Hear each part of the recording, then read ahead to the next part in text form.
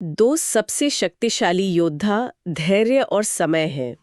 Leo Tolstoy. हाँ, और उनके ये शब्द आज की हमारी चर्चा के लिए एकदम सटीक बैठते हैं। जी। यूक्रेन युद्ध में समय ने जमीनी हकीकत को पूरी तरह बदल दिया है और अब धैर्य की परीक्षा दोनों तरफ हो रही है। बिल्कुल। नमस्कार और स्वागत है। आज हम यूक्रेन संकट और उससे जुड़े एक नए शांति प्रस्ताव की परतों को खोलेंगे। ये प्रस्ताव डोनाल्ड ट्रंप प्रशासन की तरफ से आया है। हाँ, और द हिंदू में इस पर एक बहुत गहरा विश्लेषण छपा है, जिसके कुछ जरूरी बिंदु आज हम सबके लिए लेकर आए हैं। आज का सवाल सिर्फ ये नहीं है कि इस प्रस्ताव में क्या है, बल्कि बड़ा सवाल ये है कि हम यहाँ तक पहुँचे कैसे। सही कहा। सिर्फ कुछ साल पहले 2022 में शांति के लिए मैं कहूंगी एक कहीं बेहतर डील मेज पर थी। तो उस मौके को किसने और क्यों गवाया, चलिए इसी गुत्थी को सुलझाने की कोशिश करते हैं। और ये टॉपिक यूपीएससी की तैयारी करने वालों के लिए भी बहुत जरूरी है। इंटरनेशनल रिलेशंस में इससे जुड़ा सवाल आ सकता है। बिल्कुल। तो आज की चर्चा में हम इसी कहानी को समझने की कोशिश करेंगे। कहाँ से शुरू करें? हम शुरू करेंगे 2022 की उस इस्तांबुल वार्ता से, जो एक खोया हुआ मौका साबित हुई। ठीक है। फिर हम ट्रंप के नए 28 सूत्री प्लान का पोस्टमार्टम करेंगे, किसने क्या शर्तें हैं, और अमेरिका की बदलती रणनीति, मतलब ये रिवर्स किसिंजर वाला आइडिया क्या है। हाँ, उसे भी समझने की कोशिश करेंगे।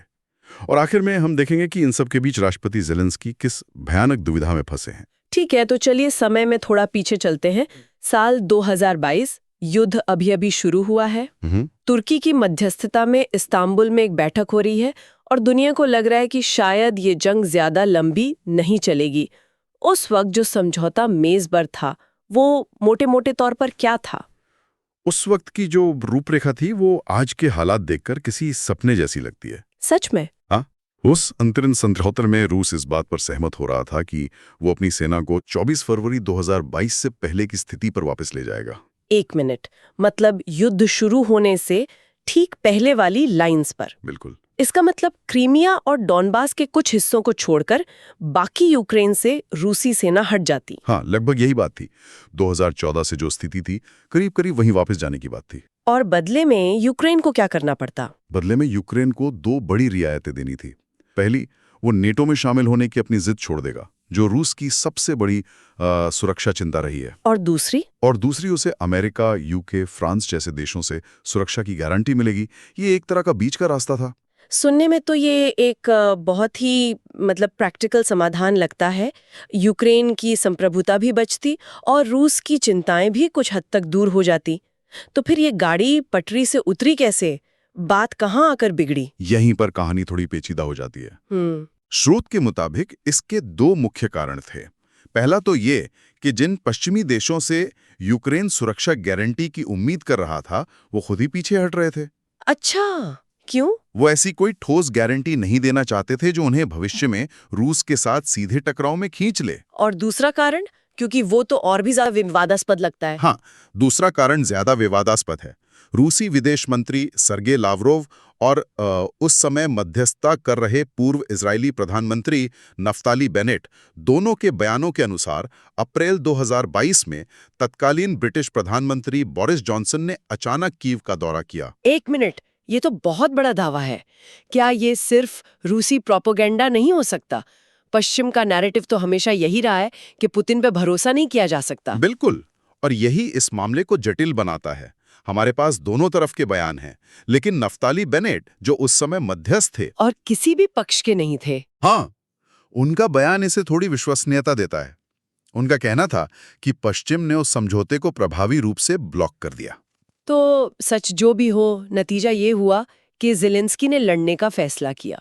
हाँ, उन्हें लगा कि कीव से रूसी सेना का पीछे हटना रूस की कमजोरी है, न कि समझौते की एक पहल। ये सोचने वाली बात है कि अगर 2022 में बोरिस जॉनसन कीव ना गए होते और पश्चिमी देशों ने गारंटी दे दी होती, तो आज दुनिया कितनी अलग होती। ये इतिहास के उन बड़े क्या होता अगर वाले सवालों में से एक है। पर हुआ ये कि यूक्रेन लड़ता रहा और जवाब में पुतिन ने अपनी रणनीति और भी ज्यादा सख्त कर दी। उन्होंने 4 और यूक्रेनी क्षेत्रों पर कब्जा कर लिया। हाँ, डोनेत्स्क, लुहांस्क, खेरसोन और जापोरिजिया, और आंशिक सैन्य लामबंदी का आदेश दे दिया। वो शांति का एक मौका था जो हाथ से निकल गया। तो वो मौका तो हाथ से निकल गया और युद्ध एक लंबे खूनी रास्ते पर चल पड़ा। अब आते हैं आज की हकीकत पर, जो 2022 से बिल्कुल अलग है। जमीनी हालात बदल चुके हैं और साथ ही बदल गया है व्हाइट हाउस का नजरिया भी। तो ये जो ट्रंप का नया 28 सूत्रीय प्लान है, ये इस्तांबुल वाले प्लान से कितना अलग है? जमीन आसमान का फर्क है। ये प्रस्ताव सीधे तौर पर युद्ध के मैदान की नई हकीकत को दिखाता है, जिसमें रूस का पलड़ा भारी है। बिल्कुल। और इसकी शर्तें यूक्रेन के लिए बहुत बहुत ज्यादा कठोर हैं। सबसे पहले क्षेत्रीय शर्तों की बात करते हैं। क्रीमिया, लुहांस्क और डोनेट्स्क को वास्तविक रूप से रूसी मतलब डिफैक्टो रशियन के तौर पर मान्यता दी जाएगी। लेकिन डोनेट्स्क का पूरा इलाका तो अभी भी रूस के कब्जे में नहीं है। यूक्रेन की सेना वहां लड़ रही है। सही कहा। और इस योजना के मुताबिक यूक्रेन को डोनेट्स्क के उन हिस्सों से भी अपनी सेना हटानी होगी जो अभी उसके नियंत्रण में है। इसके अलावा खेरसोन और जापोरिजिया में जो मौजूदा नियंत्रण रेखा है, उसे फ्रीज कर दिया जाएगा। मतलब जो जिसके पास है वो उसी का रहेगा। संक्षेप में कहें तो यूक्रेन को अपने लगभग 5 क्षेत्रों पर रूसी नियंत्रण को स्थायी रूप से स्वीकार करना होगा। हाँ, ये तो बहुत बड़ी कीमत है। और सैन्य सीमाओं या नेटो के बारे में क्या? इस्तांबुल में तो सिर्फ नाटो में शामिल न होने का वादा था। अब बात उससे बहुत आगे बढ़ चुकी है। इस योजना के तहत यूक्रेन को अपने संविधान में संशोधन करके ये लिखना होगा कि वो कभी भी नेटो में शामिल नहीं होगा। अरे, ये तो यूक्रेन को एक तरह से स्थायी रूप से न्यूट्रल जोन बनाने जैसा है। वो भी दोहरी गारंटी के साथ। दोहरी गारंटी कैसे? एक यूक्रेन के संविधान से और दूसरी नेटो के नियमों से। ये एक तरह की डबल लॉक व्यवस्था है, ताकि भविष्य में कोई भी यूक्रेनी सरकार इसे बदल न सके। हाँ, और सिर्फ यूक्रेन ही नहीं, नेटो को भी अपने नियमों में ये शामिल करना होगा कि यूक्रेन को भविष्य में सदस्यता नहीं दी जाएगी। तो इसमें यूक्रेन के लिए कोई अच्छी बात भी है, कोई रियायत? हाँ, एक छोटी सी रियायत के तौर पे ये कहा गया है कि यूक्रेन यूरोपीय संघ मतलब ईयू में शामिल हो सकता है। ठीक है, तो ये सब तो यूक्रेन को देना होगा, लेकिन बदले में रूस और अमेरिका को क्या मिलेगा? ये कोई एक तरफा सौदा तो नहीं हो सकता? नहीं, अगर ये शांति समझौता हो जाता है तो रूस को उसे वैश्विक अर्थव्यवस्था में फिर से एकीकृत किया जाएगा। मतलब प्रतिबंध हटाए जाएंगे? हाँ, उस पर लगे प्रतिबंध हटाए जा सकते हैं। G8 समूह में उसकी वापसी हो सकती है और अमेरिका के साथ एक लंबा आर्थिक सहयोग समझौता भी हो सकता है। और यूक्रेन को इस सब के बदले में क्या मिल रहा है? सिर्फ शांति? शांति के अलावा उसे 10 साल के लिए नाटो शैली की सुरक्षा गारंटी देने का प्रस्ताव है। अच्छा, जिसे आपसी सहमति से आगे भी बढ़ाया जा सकता है। मसौदे के अनुसार यूक्रेन पर एक बड़े हमले को ट्रांसअटलांटिक समुदाय की शांति और सुरक्षा के लिए खतरा माना जाएगा। तो ये एक ठोस गारंटी है, लेकिन ये तभी मिलेगी जब यूक्रेन पहले जमीन और नाटो वाली कड़वी गोलियां निगल ले। बिल्कुल। ये वाकई हैरान करने वाला है कि कैसे सिर्फ कुछ सालों में युद्ध के मैदान की स्थिति ने बातचीत की मेज पर शर्तों को पूरी तरह से पलट दिया है। बिल्कुल। 2022 में रूस की शुरुआती रणनीति फेल हो गई थी और वे कीव से पीछे हटने को मजबूर हुए। उस वक्त वे रियायतें देने को तैयार दिख रहे थे। और अब? लेकिन अब यूक्रेन के 2023 के जवाबी हमले की विफलता एक निर्णायक मोड़ साबित हुई है। स्रोत के अनुसार यूक्रेन को F-16 विमान और पैट्रियट मिसाइल डिफेंस सिस्टम जैसे आधुनिक पश्चिमी हथियार मिले, लेकिन वे रूस की बढ़त को नहीं रोक पाए।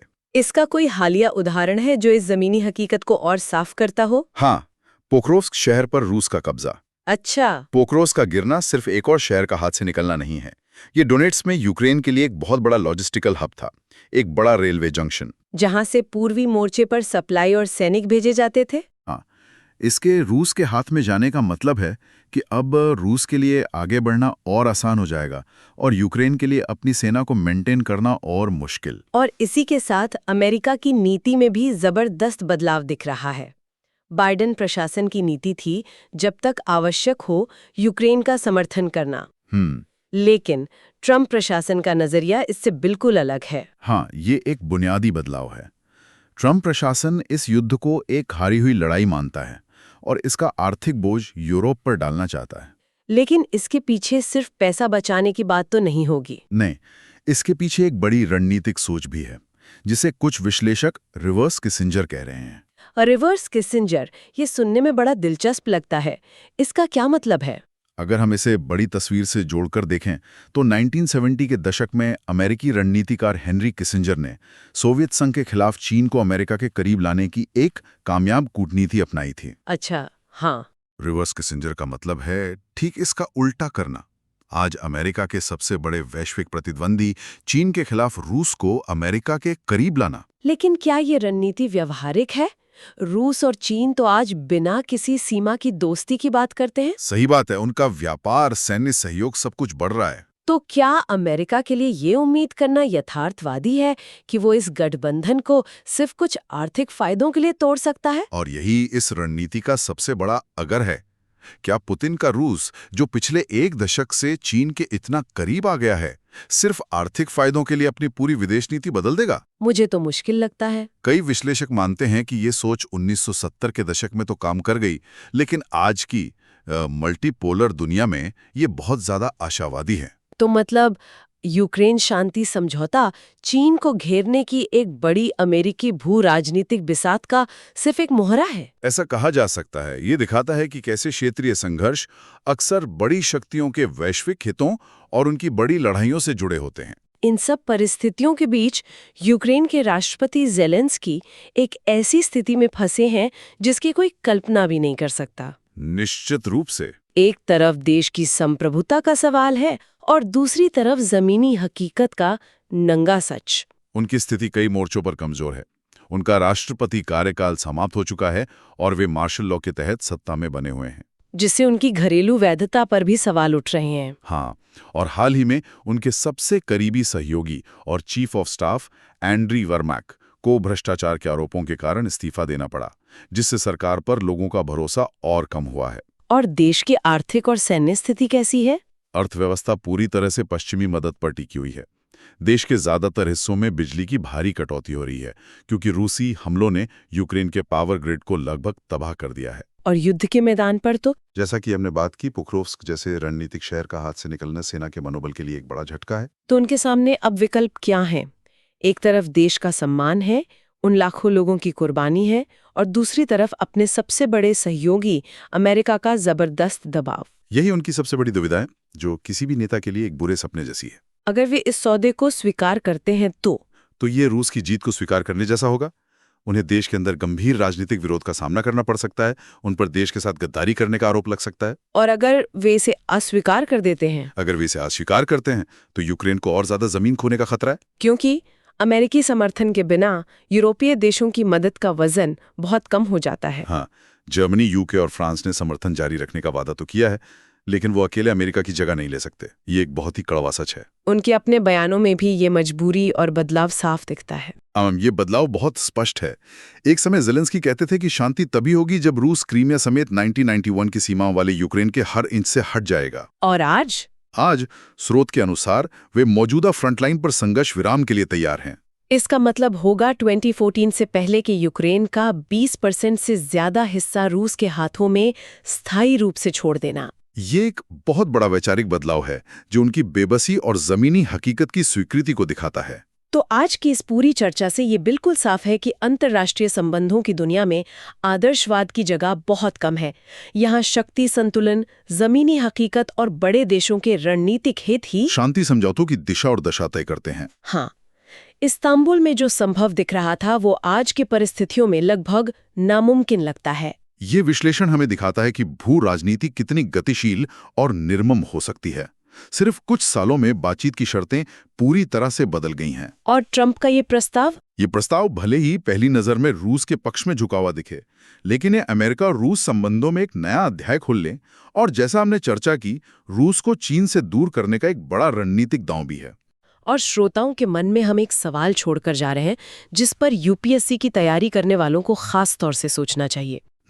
क्या बड़े वैश्विक संघर्षों में शांति समझौते हमेशा जमीनी ताकत और शक्तिशाली राष्ट्रों के हितों का ही आईना होते हैं, न कि न्याय या अंतर्राष्ट्रीय कानून के आदर्शों का? यूक्रेन का मामला इस कड़वे सवाल का क्या जवाब देता है? इस विषय पर अपने विचार हमें कमेंट सेक्शन में जरूर बताएं। अगर कोई सवाल है तो वो भी पूछ सकते हैं। और इस तरह के और विश्लेषणों के लिए हमें लाइक और सब्सक्राइब करें, ताकि आप हमारे किसी भी डिस्कशन को मिस न करें। अगली बार फिर मिलेंगे एक नए विषय के साथ। धन्यवाद।